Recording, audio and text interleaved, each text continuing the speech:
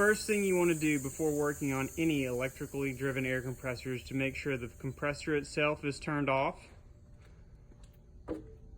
the power to the compressor is turned off, and if possible, that the air compressor is unplugged from the power service.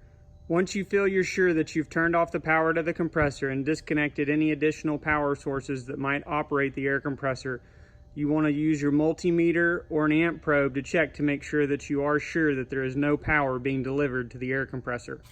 Use your multimeter to make sure that you don't have any operational power going to the compressor systems. Once you have verified this, you can move on to the next step of draining the tank or system pressure to make sure that the compressor is safe to operate.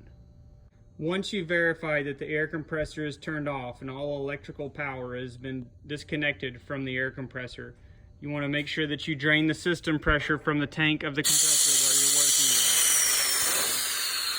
with. Make sure that this pressure has been drained down to zero. You can check by checking your tank pressure gauge to make sure that it reads zero. You can also check by pulling the tank safety valve to also make sure that there is no pressure left in the tank. The tank safety valve is typically located somewhere near the gauge. Once you've checked all these things, your compressor is now safe to work on. In this video, we are going to go over our LH2 series compressor pump. We have our oil drain, our oil fill, and our oil sight gauge. This pump should always be filled with IAT 30100 premium synthetic lubricant. The LH2 and LH1 pumps hold 0.75 quarts or approximately 22 ounces of fluid.